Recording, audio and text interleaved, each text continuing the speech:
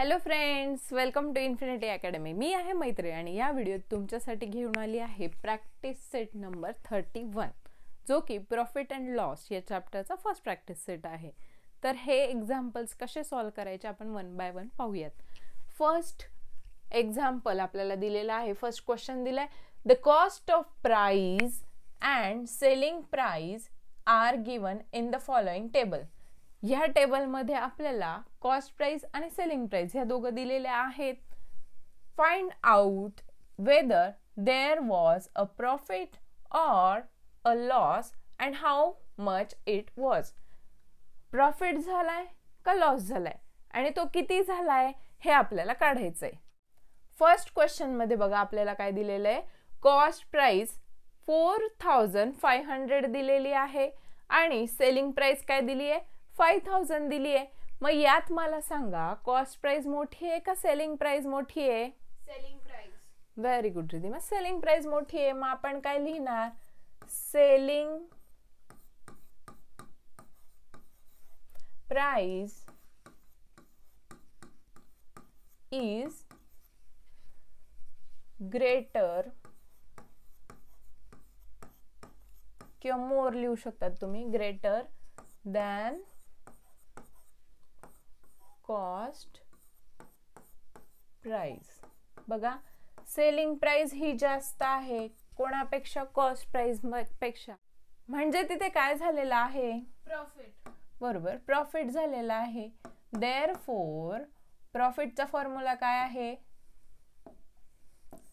Profit is equal to selling price minus cost price.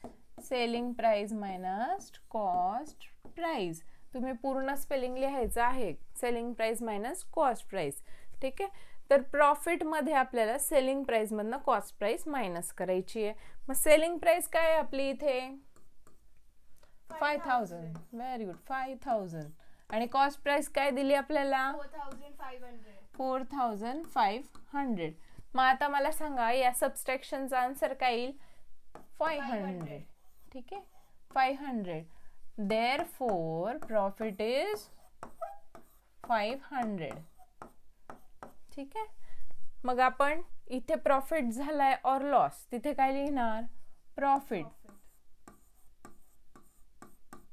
बघा तुम्हाला notebook मध्ये पण पूर्ण व्यवस्थित असं सॉल्व करायचं आहे प्रत्येक एक्झाम्पल, देन चार्ट मध्ये फिल करायचंय. तर प्रॉफिट किती झालाय, हाऊ मच किती झालेला आहे, तर 500 रुपीजचा. मग इथे पण काय लिहिणार आपण 500 रुपीज. ठीक आहे. फर्स्ट क्वेश्चन समजला. आता सेकंड क्वेश्चन मध्ये बघा, कॉस्ट प्राइस जास्त आहे का selling price, cost price. Cost price. बरोबर, कॉस्ट प्राइस जास्त आहे म्हणजे इथे काय झालाय, लॉस झालेला आहे. मग सेम तुम्ही काय करणार, इथे स्टेटमेंट लिहिणार, selling price is less than cost price. Very good. इथे स्टेटमेंट लिहायचे आहे. सेकंड एक्झाम्पलला फर्स्ट तुम्ही स्टेटमेंट लिहा, selling price is less than cost price, therefore there is loss. त्यानंतर आपण खाली लॉसचा फॉर्म्युला लिहायचा आहे, loss is equal to cost price minus selling price. Cost price minus selling price. बघा कॉस्ट प्राइस ज्या वेळेला जास्त असते, कॉस्ट प्राइस जास्त असते तेव्हा काय असतो, लॉस असतो. आपण विकत घेतलेली किंमत जर जास्त आहे आणि विक्री किंमत कमी आहे म्हणजे लॉस झालेला आहे ना. समजा मी 15 रुपये किलो प्रमाणे कांदे भरले आणि विकताना ते 10 रुपये किलो प्रमाणे विकले गेले, तर काय झालं, लॉस झाला. म्हणजे SP ही जर कमी आहे तर ती आपण सबस्ट्रॅक्ट करणार. तर बघा इथे कॉस्ट प्राइस काय आहे 100. ठीक आहे. SP काय आहे सेलिंग प्राइस 4090. सबस्ट्रॅक्शनचा आन्सर काय येईल 10. ठीक आहे. मग लॉस किती आहे, therefore loss is equal to 10 rupees. ठीक आहे. बघा इथे इन रुपीज म्हटलेलं आहे त्यामुळे लॉस पण काय 10 रुपीज. इथे काय झालाय लॉस आणि काय किती झालेला आहे 10 रुपीज. ठीक आहे. नेक्स्ट क्वेश्चन बघा. थर्ड क्वेश्चन मध्ये काय दिलंय आपल्याला, 700 आणि कॉस्ट प्राइस आहे आणि सेलिंग प्राइस आहे 799.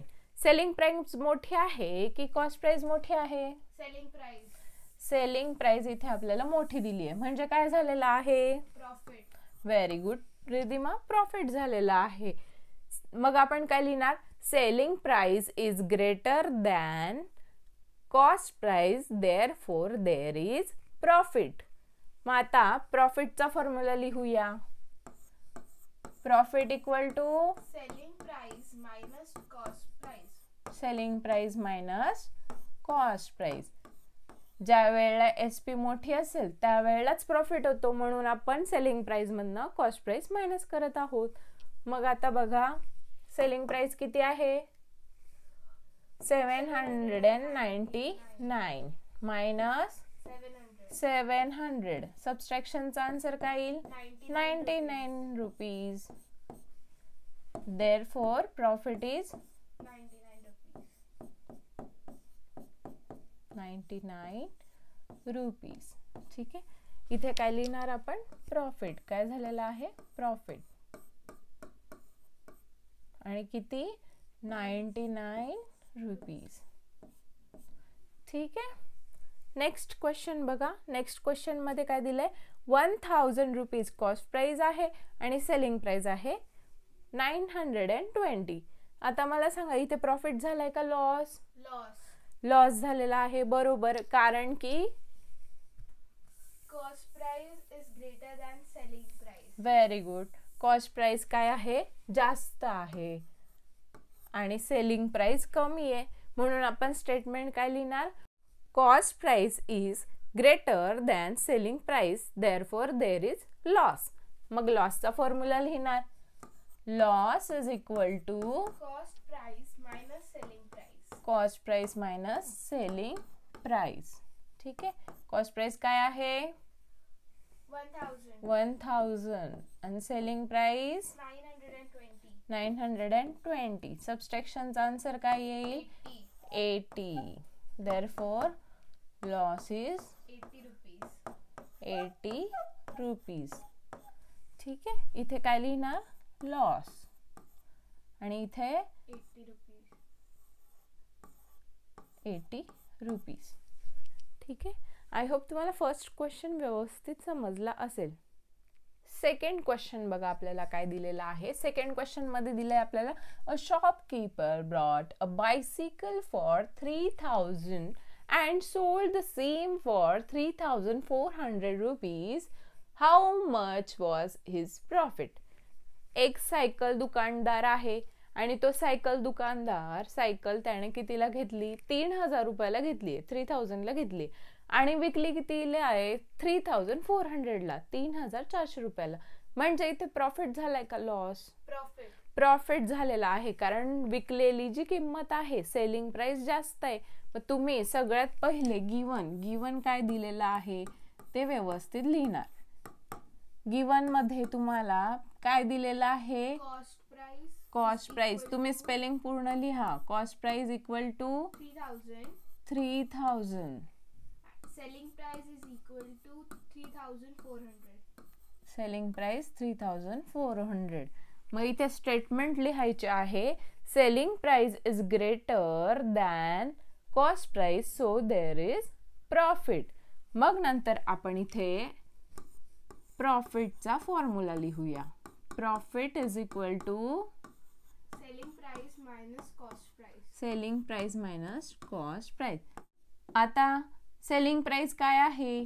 3400. कॉस्ट प्राइस काय आहे? 3000. आता आपण ती सबट्रॅक्ट करणार. काय येणार आन्सर? 400. ठीक आहे. तर किती प्रॉफिट झालाय त्याला? 400 रुपीज. आता हा वर्ड प्रॉब्लेम आहे, तर आन्सर आपण वर्ड मध्येच लिहायचं. काय लिहिणार वर्ड मध्ये? आता how much was his profit. तुम्हाला सांगितलं ना असं काही असेल तर काय लिहिणार? हाऊ मचच्या जागी व्हॅल्यू टाकून द्यायची. तर काय लिहिणार? 400 रुपीज वॉज हिज प्रॉफिट. काय स्टेटमेंट लिहिली आपण?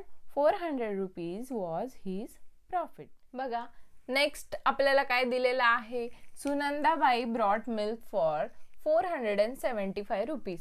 सुनंदाबाईने दूध आणलेलं आहे 475 रुपीजचं. त्यानंतर शी कन्वर्टेड इट इनटू योगर्ट. त्यानंतर त्या दुधाचं तिने दही बनवलं and sold it for 700 rupees.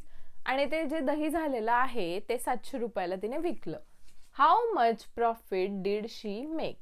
तिने त्यातनं किती प्रॉफिट कमवलाय, किती फायदा तिने केलेला आहे हे आपल्याला विचारलंय. आता इथे आपल्याला सरळ सरळ दिलेलं आहे की प्रॉफिट झालेला आहे.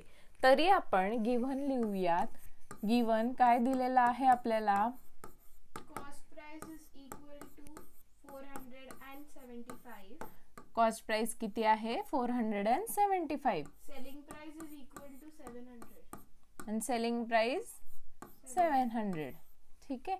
प्रॉफिट दिलेलाच आहे. आता तरी तुम्ही स्टेटमेंट लिहू शकतात की selling price is greater than cost price, therefore there is profit. मग प्रॉफिटचा फॉर्म्युला काय आहे?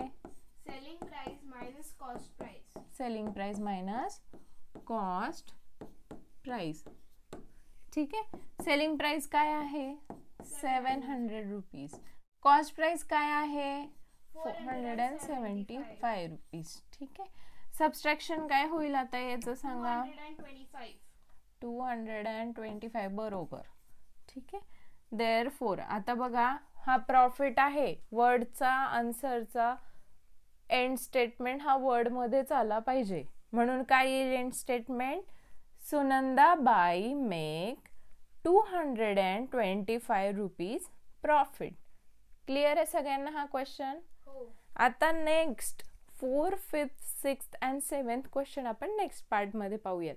तोपर्यंत चॅनलला सबस्क्राईब करा, तुमच्या फ्रेंड्स सोबत शेअर करा आणि व्हिडिओला लाईक करायला विसरू नका. थँक्यू.